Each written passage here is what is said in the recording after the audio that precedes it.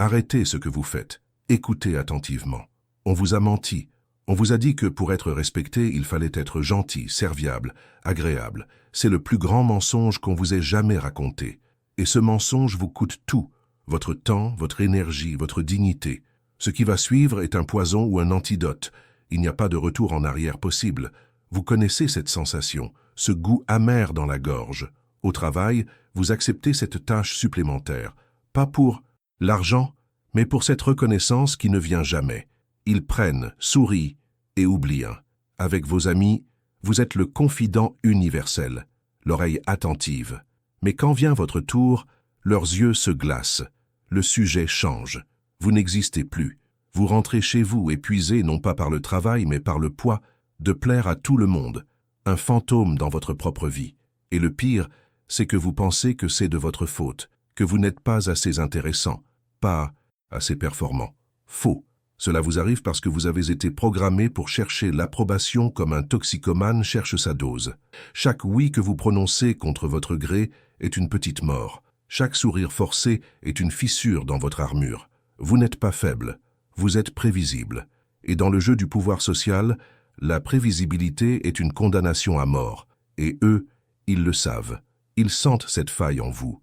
Eux, ce sont ces collègues qui testent vos limites avec un sourire. Ces amis qui n'appellent que lorsqu'ils ont besoin de quelque chose. Cette famille qui confond votre gentillesse avec de la soumission. Ils ne sont pas méchants, ils sont simplement humains. Et l'humain, par nature, pousse sur ce qui ploie. Votre besoin de plaire est leur levier de pouvoir sur vous. C'est aussi simple et brutal que ça. Vous avez joué selon leurs règles et vous avez perdu. Il est temps de changer de jeu. Il existe un autre code, un ensemble de lois non écrites, que certains maîtrisent instinctivement. Ces lois ne sont pas basées sur la gentillesse, mais sur la psychologie du pouvoir, sur la force silencieuse. Elles expliquent pourquoi une personne peut entrer dans une pièce et, sans un mot, commander le respect, tandis qu'une autre, malgré tous ses efforts, reste invisible. La question n'est pas de savoir si vous êtes une bonne personne. La question est, pourquoi certains sont-ils toujours respectés sans rien dire, alors que vous devenez une cible? Ce jeu est terminé. Ce soir, maintenant, la règle numéro 1 du nouveau code est simple. L'approbation se mendie, le respect se prend. Vous avez passé votre vie à mendier. Vous avez confondu la validation des autres avec votre propre valeur. C'était une erreur fatale qui vous a maintenu enchaîné. Le poison n'est pas leur jugement. Le poison, c'est votre besoin de ce jugement. Et aujourd'hui, vous allez apprendre à fabriquer l'antidote en devenant vous-même une menace pour leur petit monde confortable. Ce n'est pas une idée nouvelle. C'est une loi de pouvoir aussi vieille que le monde. Il y a plus de 500 ans, à Florence, un homme a cartographié l'âme humaine dans sa forme la plus crue, Nicolas Machiavel. Il a écrit pour les princes, mais sa leçon la plus importante est pour vous. Il a dit en substance, celui qui construit son pouvoir sur l'approbation des autres bâtit un château sur du sable. Le véritable pouvoir ne réside pas dans l'amour que l'on vous porte, mais dans l'indépendance de votre esprit et la force de vos actions, qu'ils les approuvent ou non. Traduisez cela aujourd'hui. L'approbation est une monnaie. Tant que vous la cherchez, vous donnez aux autres le contrôle de votre compte en banque émotionnel. Ils peuvent vous rendre riche d'un compliment ou vous ruiner d'une critique. Vous êtes à leur merci. Le véritable pouvoir, c'est de frapper votre propre monnaie. C'est de décider de votre propre valeur en interne sans attendre leur validation. Votre bureau, vos réunions de famille, vos cercles d'amis ne sont que des cours royales modernes. Et dans ces cours, ceux qui quémandent l'attention finissent toujours comme des bouffons. Ceux qui sont indifférents à l'opinion, eux, deviennent les rois. Le respect n'est pas donné à ceux qui le demandent. Il est arraché par ceux qui prouvent qu'ils n'en ont pas besoin. En appliquant les lois qui vont suivre, vous n'allez pas devenir plus aimable. Vous allez devenir une énigme, une forteresse, impénétrable. Les gens ne sauront plus comment vous lire, comment vous manipuler. Votre silence pèsera une tonne. Votre regard deviendra une question à laquelle ils n'auront pas de réponse. Ils cesseront de vous voir comme une ressource à exploiter et commenceront à vous percevoir comme une force à respecter ou à craindre. Et la crainte est une forme de respect bien plus stable que l'affection. Vous ne serez plus un miroir qui reflète leurs attentes. Vous deviendrez un mur de marbre, froid, solide, intouchable. Mais je dois vous prévenir, il n'y a pas de retour en arrière. Une fois que vous aurez vu les ficelles du théâtre social, vous ne pourrez plus jamais les ignorer.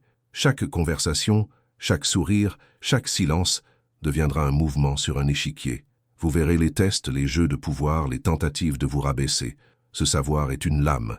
Il vous protégera, mais il vous isolera aussi de l'illusion confortable de la naïveté. Vous ne pourrez plus jamais être la personne que vous étiez avant d'écouter ces mots. Le choix de continuer vous appartient, mais la porte vers l'ignorance vient de se fermer pour toujours. Le secret n'est pas dans ce qu'ils disent, mais dans ce que vous décidez de ne pas dire. Voici les 10 lois du pouvoir silencieux. Ne les lisez pas, absorbez-les. Ce ne sont pas des règles à mémoriser, mais une armure à forger. Chaque loi est une plaque de métal que vous allez souder à votre esprit. Le processus sera froid, dur, et il vous changera de manière irréversible. Si vous n'êtes pas prêt à abandonner la personne que vous êtes pour devenir celle que vous devez être, arrêtez ici. Pour les autres, la transformation commence. 1. Le bouclier de l'indifférence calculée. La psychologie derrière cette loi est primitive. L'être humain est une créature de désir, et le désir naît du manque. Votre besoin d'approbation est un signal que vous envoyez. Vous êtes en manque, donc vous avez moins de valeur, en démontrant une indifférence. Calme et mesuré à l'opinion des autres, vous inversez la polarité du pouvoir. Vous créez un manque chez eux, le manque de votre réaction, le manque de leur influence sur vous. Ils s'attendent à ce que vous réagissiez à leurs critiques ou à leurs éloges.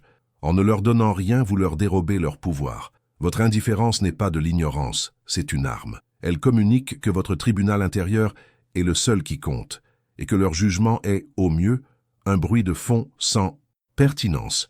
Imaginez la scène. Un collègue, devant d'autres, critique votre travail avec une pointe de sarcasme.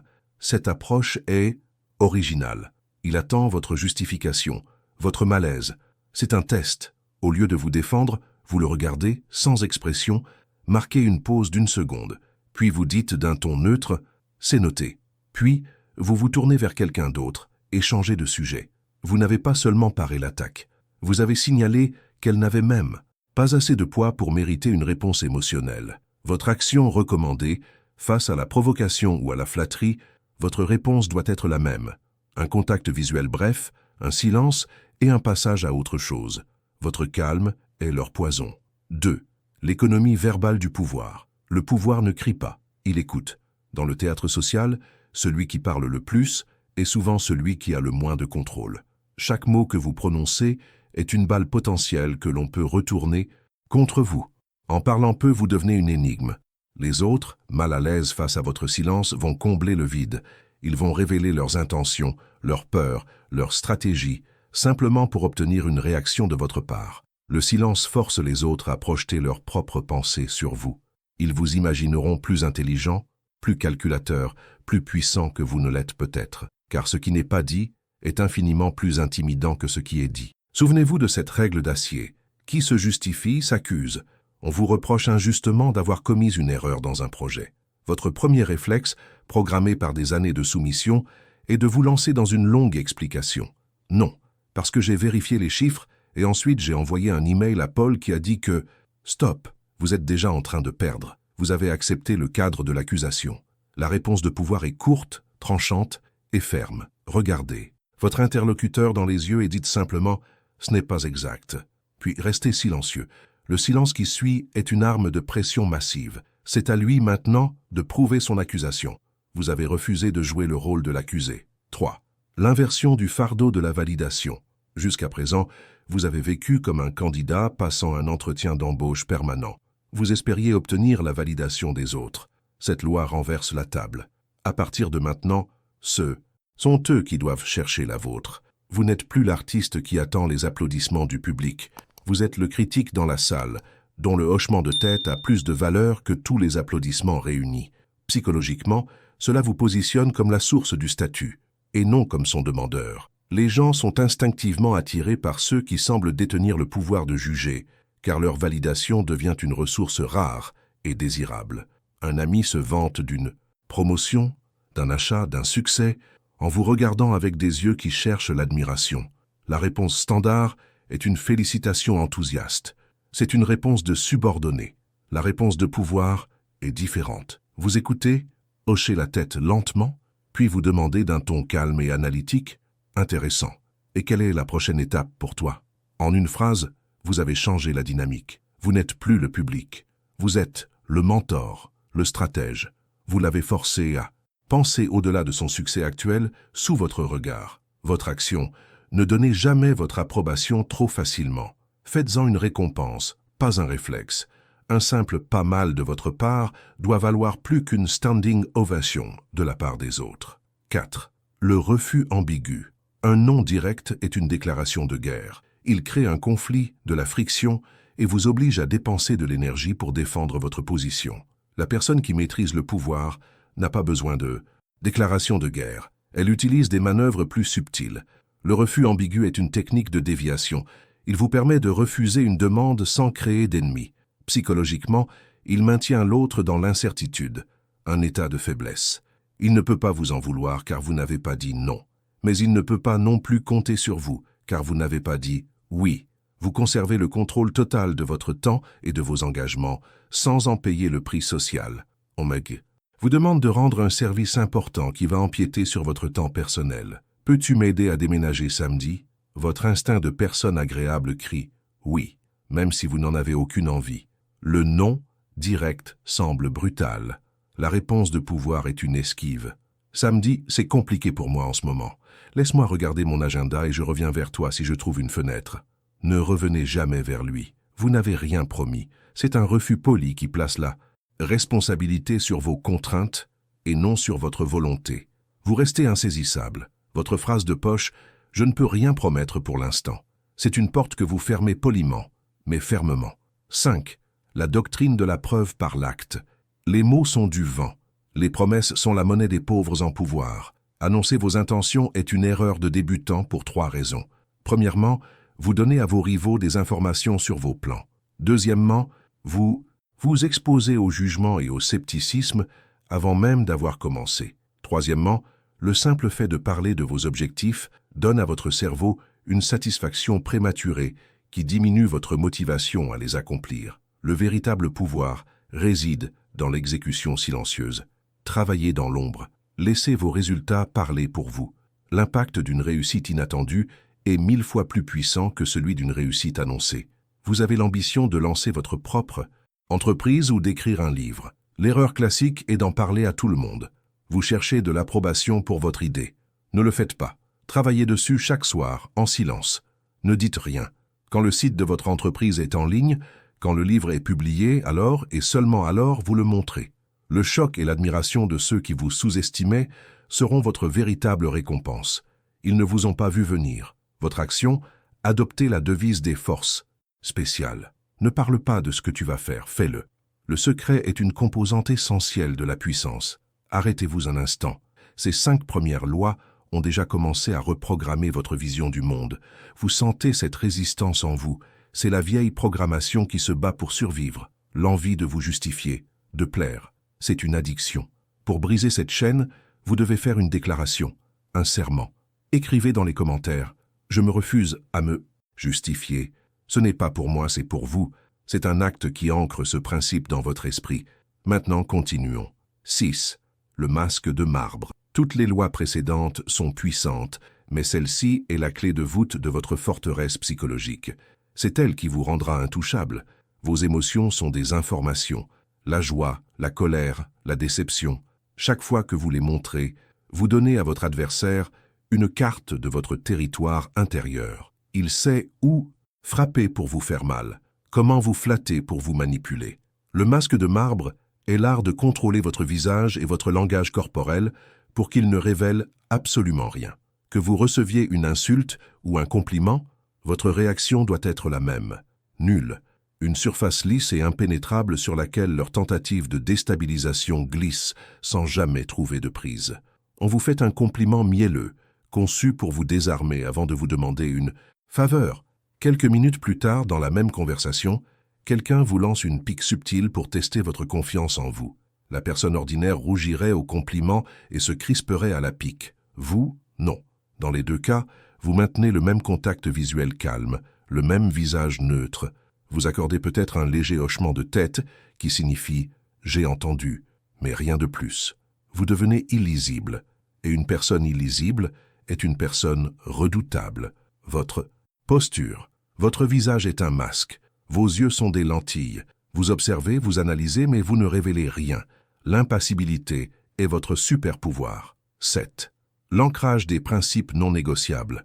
Une personne sans principe est une feuille morte dans le vent, poussée dans n'importe quelle direction par la moindre pression sociale. Pour commander le respect, vous devez être un rocher, et ce rocher est fait de 2 ou 3 principes non négociables. Ce sont vos lois personnelles, les frontières de votre territoire que personne n'a le droit de franchir. Ces principes ne sont pas des préférences, ils sont des absolus. Psychologiquement, cela communique que votre code de conduite est plus important que le confort social du moment. Cela force les autres à s'adapter à vous, et non l'inverse. Une personne de principe est prévisible dans sa force, ce qui inspire un respect profond, même chez ses ennemis. Dans une discussion de groupe, la conversation dérive vers la médisance. Sur une personne absente, tout le monde participe. C'est le ciment social de la médiocrité. C'est un test pour vous. Votre participation vous intégrerait, mais vous ferait perdre votre intégrité. C'est le moment d'ancrer votre principe. Vous n'avez pas besoin de faire la morale. Vous dites simplement d'une voix calme mais ferme « Je préfère ne pas parler des gens quand ils ne sont pas là ». La conversation s'arrête un instant. C'est inconfortable pour eux, mais vous venez de tracer une ligne de respect infranchissable. Votre action, définissez 2 principes. Par exemple, « Je ne mens jamais pour me protéger » ou « Je ne participe jamais au commérage » et tenez-vous-y, quoi qu'il en coûte. 8. Le retrait stratégique. Tout ce qui est abondant est perçu comme ayant peu de valeur. Cela s'applique à l'or, au diamant, et cela s'applique à vous. Votre présence constante, votre disponibilité immédiate, votre participation à chaque événement, tout cela vous dévalorise. Vous devenez une partie du décor. La loi du retrait stratégique est l'art d'utiliser l'absence pour augmenter votre valeur perçue. En vous rendant plus rare, votre présence devient un événement. Votre opinion, moins souvent donnée, devient plus écoutée. Votre absence crée un vide que les autres remarquent. Ils se demandent où vous êtes, ce que vous faites. Vous occupez plus d'espace dans leur esprit en étant absent qu'en étant présent. Vous êtes systématiquement invité aux mêmes soirées ou réunions qui ne vous apportent rien. Vous y allez par habitude, par peur de manquer quelque chose. Commencez à décliner. Pas toujours, mais de manière stratégique. Refusez une invitation sur 3. Ne donnez pas de justification complexe. Un simple « je ne serai pas disponible » suffit. Votre absence sera d'abord une surprise, puis elle deviendra un sujet de conversation. Quand vous réapparaîtrez, votre présence aura plus de poids. Vous ne serez plus l'invité fiable, mais l'acteur important dont la présence est ainsi choix. Votre règle, votre temps est votre ressource la plus précieuse. Ne le distribuez pas comme de la publicité gratuite. Faites-en un accès exclusif. 9. La loi de la brume informationnelle. La prévisibilité est une cage. Si les autres connaissent votre histoire, vos désirs, vos faiblesses, ils peuvent anticiper vos mouvements et vous manipuler sans effort. Devenez une brume. Soyez aimable, social, mais ne révélez jamais rien de substantiel sur vous-même. Protégez votre vie privée non pas comme un trésor, mais comme un arsenal. Moins les gens en savent sur vos véritables motivations et votre état émotionnel, moins ils ont de prise sur vous. La curiosité qu'ils ressentiront à votre égard se transformera en une forme de respect. On respecte ce qu'on ne comprend pas entièrement. Lors d'un dîner, quelqu'un vous pose une question personnelle et intrusive. Alors, toujours célibataire? Ou les affaires marchent bien en ce moment? La question n'est pas innocente, c'est une sonde. La réponse faible est une confession ou une justification. La réponse de pouvoir est un nuage de fumée. Souriez vaguement et répondez par une phrase agréable mais vide. Tout va pour le mieux, je n'ai pas à me plaindre. Puis, pivotez immédiatement la conversation vers eux. Mais toi, j'ai entendu dire que ton dernier projet était un grand succès. Raconte-moi. Vous avez flatté leur ego et détourné l'attention. Vous êtes resté impénétrable. Votre technique? Répondez aux questions personnelles par des généralités et retournez la question. Devenez un maître de l'art de ne rien dire avec beaucoup de mots. 10. La loi du miroir froid. Ceci est la loi finale, la plus subtile. C'est l'arme des maîtres du jeu social.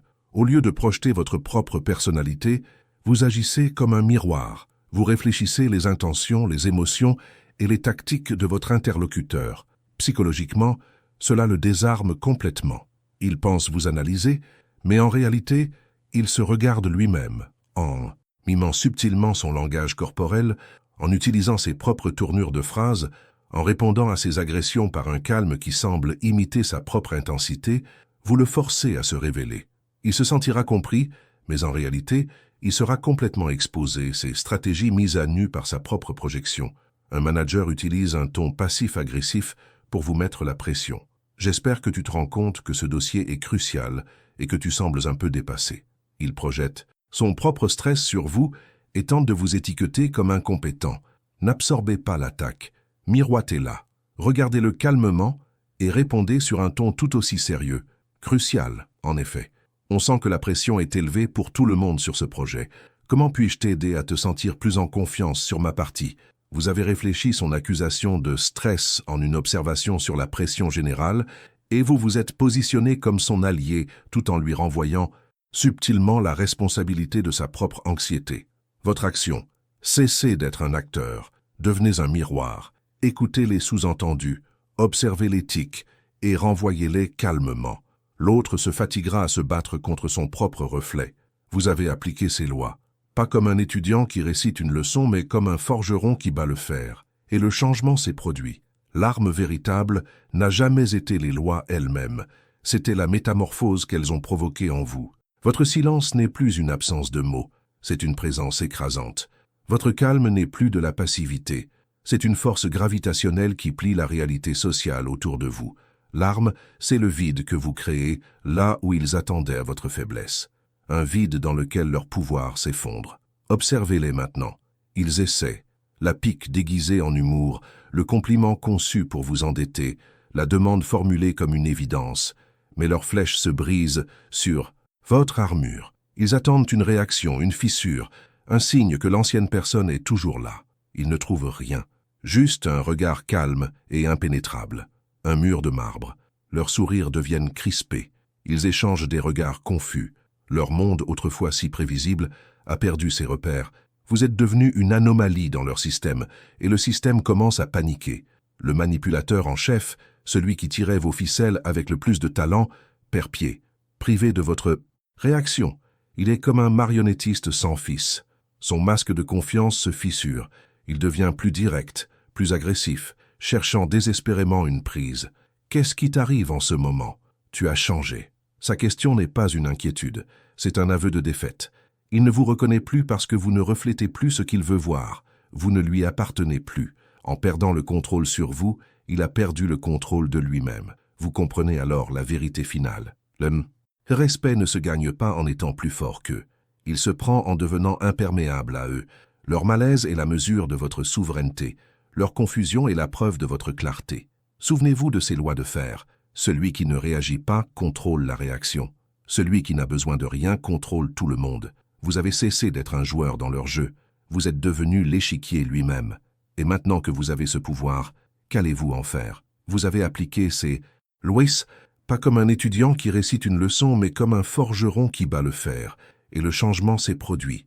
L'arme véritable n'a jamais été les lois elles-mêmes. C'était la métamorphose qu'elles ont provoquée en vous. Votre silence n'est plus une absence de mots.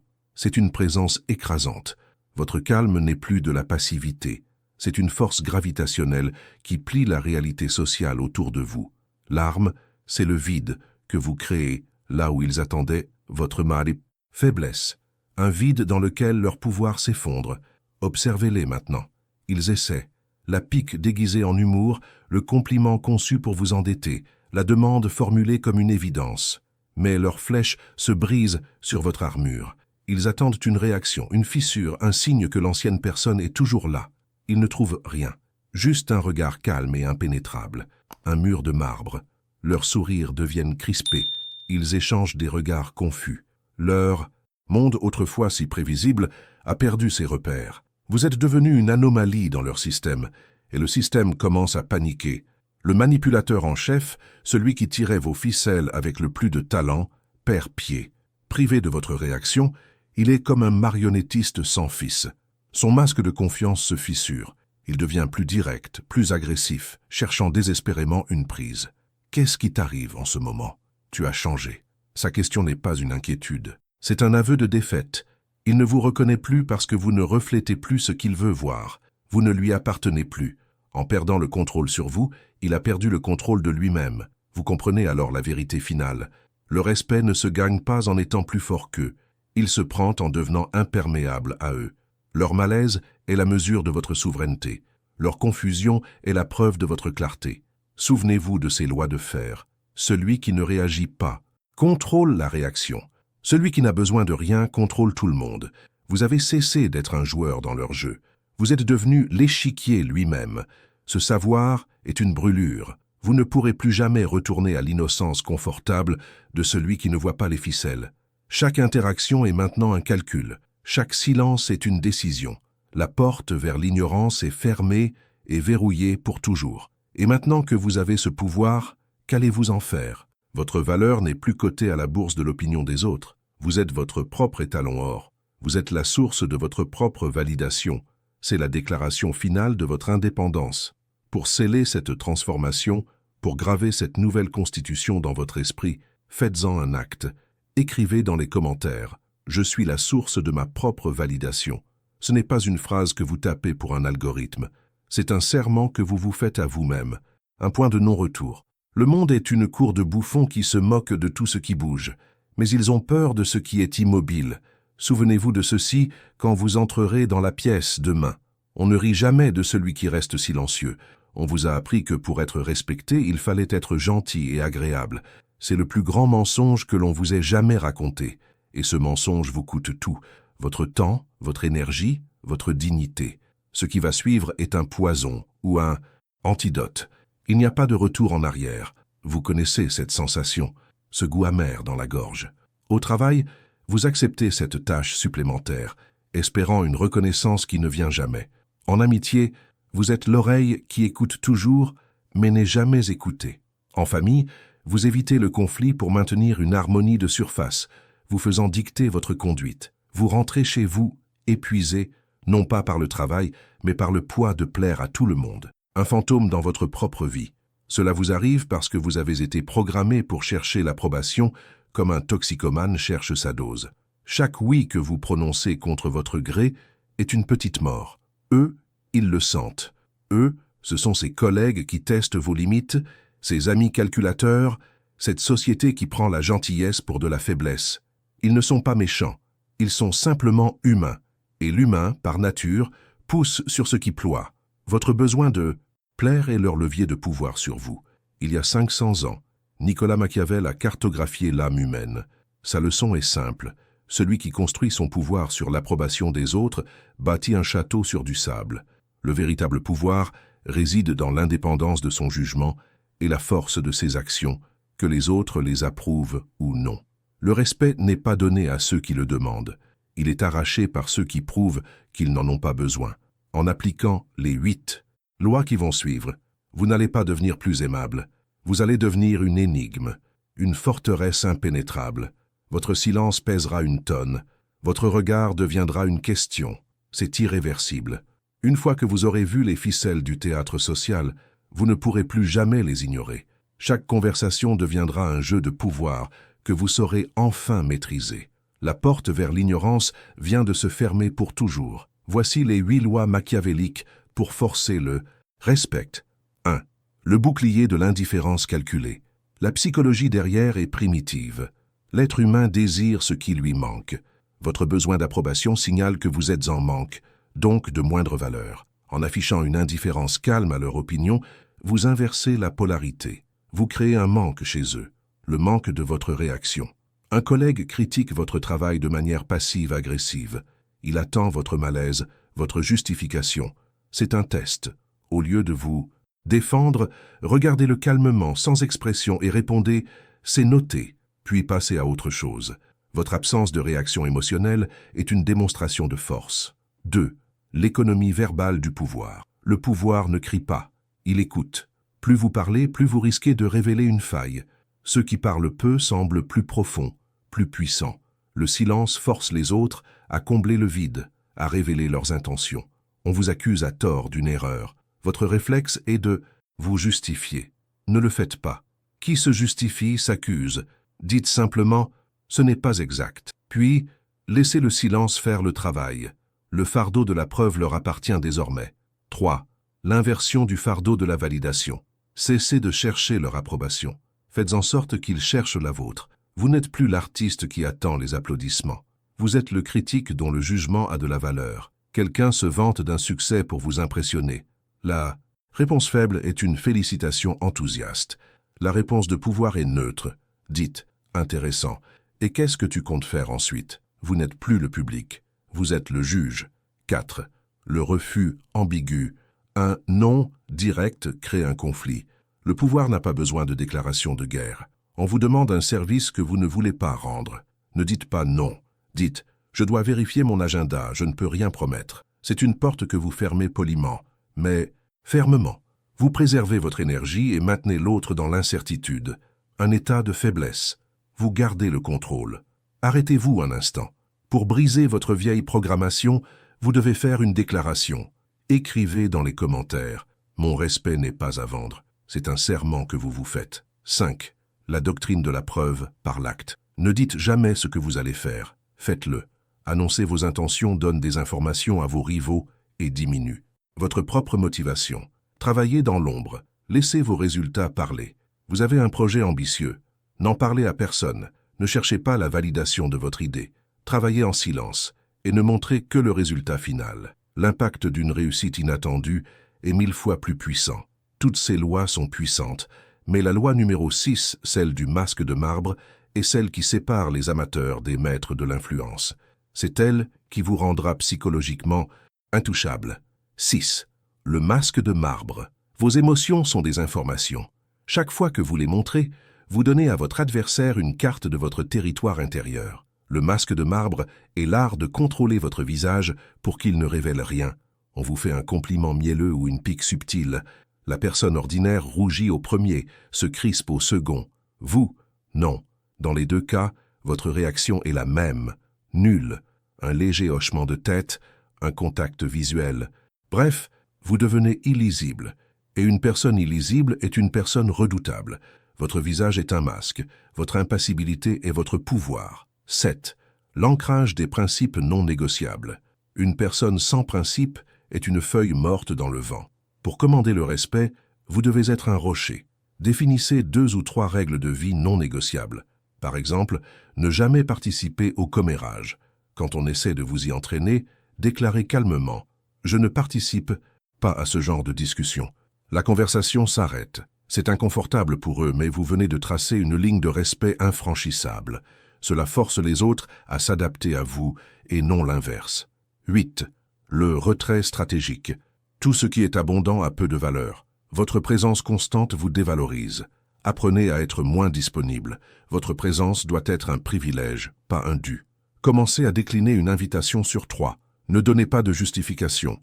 Un simple « Je ne serai pas disponible » suffit. Votre absence créera plus d'impact et de questionnement que votre présence constante. La rareté augmente la valeur perçue. Vous n'êtes plus la personne qui espère être acceptée.